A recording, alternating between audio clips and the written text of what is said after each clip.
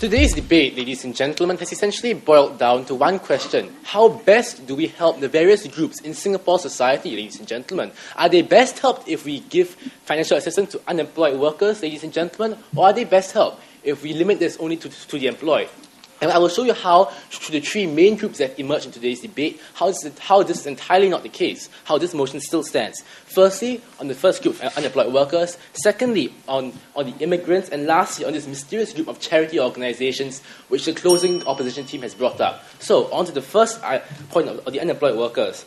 Now, throughout today's entire debate, the opposition teams have been asserting to us that for some mysterious reason, unemployed workers are completely unable to survive, ladies and gentlemen, even without current government assistance. No, thank you, sir. Now, today we realize that, as I've already mentioned, my team has repeatedly mentioned that there are multiple means by which these people can actually do receive income. For example, the retrenchment benefits which they receive, and in fact, ladies and gentlemen, what we have noticed is that Singapore has one of the highest saving rates among more developed and developing nations, ladies and gentlemen. A savings rate of almost 18.7%, according to The Economist lately, ladies and gentlemen. So what we see is that these people aren't simply left stranded on the street to starve, ladies and gentlemen. They do have the wherewithal to withstand this period of unemployment, which is relatively short by the standards of the majority of other countries. As my earlier speaker already pointed to you, 2 months only, ladies and gentlemen.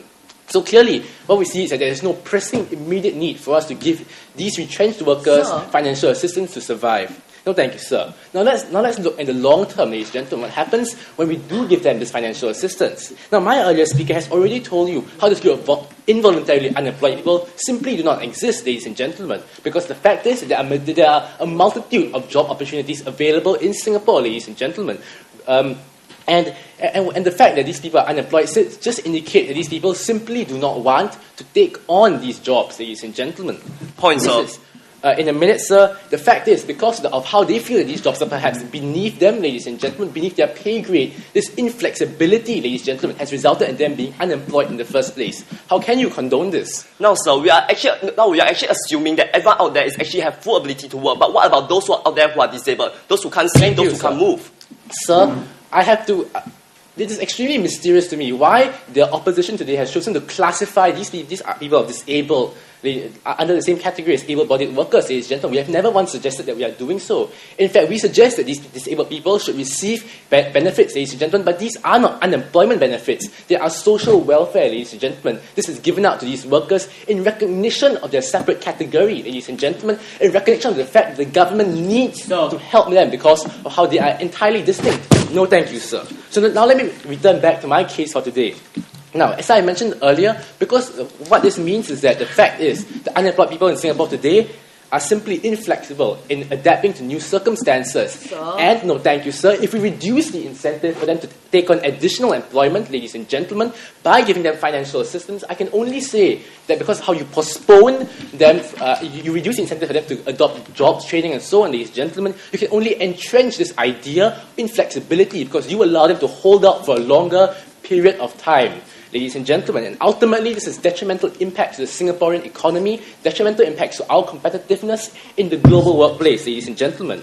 But ultimately, what we must recognize is that above and beyond the limited resources the Singapore government has, we must realize that the Singapore government, what it does, has an impact on the attitudes of everyday Singaporeans, ladies and gentlemen. And what we say is that the Singapore government has to recognize this fact that it has, ladies and gentlemen, to spend in a way that is responsible and allows Singaporeans to best benefit. So, having dealt with this, let me now move on to my second point of contention, the on of immigrants. Now, we do not agree, ladies and gentlemen, we agree, ladies and gentlemen, that not giving financial assistance to everyone will reduce the number of immigrants. But let's ask, ladies and gentlemen, about the exact nature of the sort of immigrants we want to invite to Singapore. Now, what the opposition has told us is that somehow, upon being given this sort of guarantee, ladies and gentlemen, people will flock to Singapore. We have to realize that this is tantamount, ladies and gentlemen, to paying them to migrate to Singapore, ladies and gentlemen. This is tantamount to giving them the assurance that in crisis they will not be abandoned by the government. What this means is that Singapore ultimately attracts people who stick to them only in the good times, ladies and gentlemen. In the bad times, they either leave for overseas again, they return to their home countries, or they simply stay and leech off the government. Ladies and gentlemen, this is fundamentally not the sort of Singaporeans our society needs. And if we receive fewer immigrants, but we receive ones who are better in nature, we say this is ultimately something that is best for the country. And also this last idea of charity organizations. Now, the opposition has asserted that mysteriously charity organizations today are not receiving enough publicity, are experiencing a dip in contributions, ladies and gentlemen. Yet what we see is that giving financial assistance to the unemployed fundamentally does not change anything in this. There is no link between the substantive and the motion. So clearly, all of these points, ladies and gentlemen, fall on the side of the proposition. This motion stands.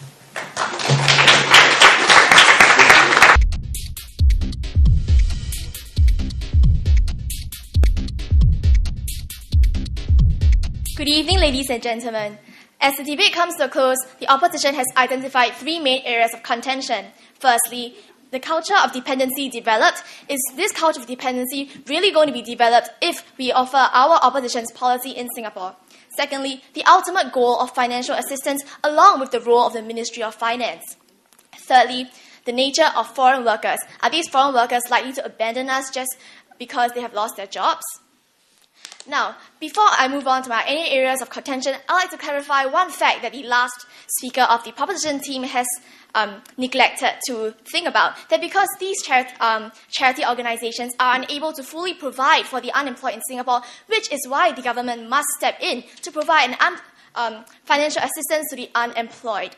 Now, moving on to my first area of contention, which is... Madam. No, thank you, sir. Which is whether the culture of dependency will be developed in Singapore or not. Well, firstly, if you've all heard my side of the house, our policy will be giving vouchers or some kind of cash grants towards the unemployed, as well as encourage skills... no, thank you, sir. As well as encourage these unemployed people to go for skills upgrading courses.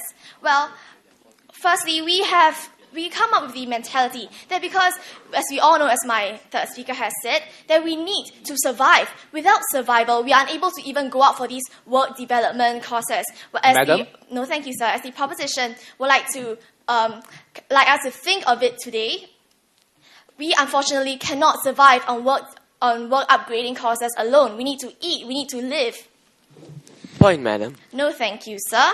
And outside of the house, we are only going to give the cash grants and vouchers during their time of need, which is the transition period between employment and unemployment. And therefore, the amount of money is actually insufficient for them to survive on for long periods of time. People not only just have to survive, but they also have to pay credit card bills or mortgages that are paid by installments. And these proposition, Madam? We need income. No, thank you, sir.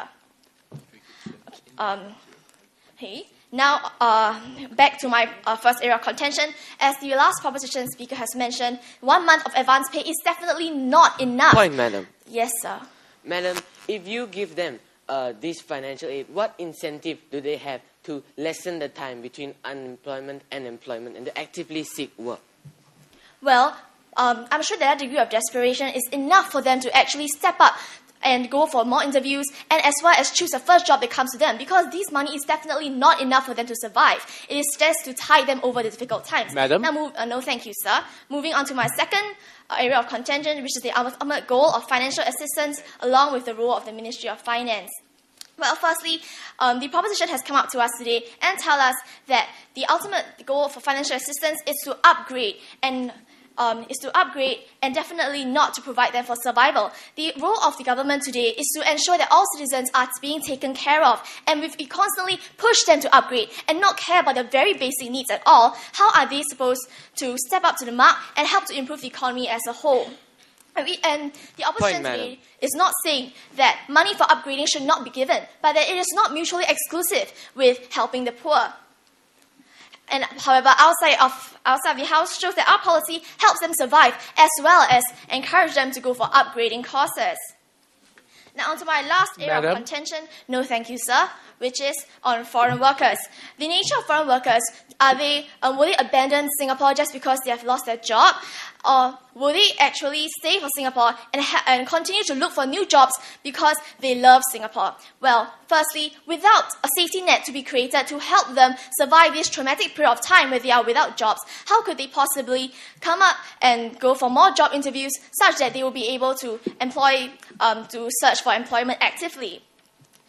Also, the proposition has only come out to us today and only considered that high-level workers would be, they have failed to consider that only high-level workers will be able to go for constant upgrading. What about those low-level of foreign workers? They are completely unable to go for upgrading because what they are good at is simply for manual labor. Therefore, when we do not create a safety net for the foreign workers, as well as Singaporeans, they have no choice but to return back to the country that they have come from, not just because that they do not like Singapore, but simply because they are unable to survive in Singapore, because if we implement the proposition's policy, they have no money to help them tide them over these difficult periods of time. So, ladies and gentlemen, what have I shown you today?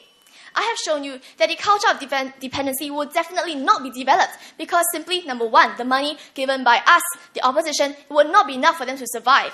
And secondly, we will also be constantly encouraging them to go for upgrading courses. I have also shown you that the ultimate goal of financial assistance is definitely to not just constantly pushing them up to go for upgrading courses, but also to provide for the poor. And lastly, foreign workers. We definitely need to help them. If not, they would need to provide a safety net for them. If not, they would just abandon Singapore, as what the proposition has mentioned. Thank you.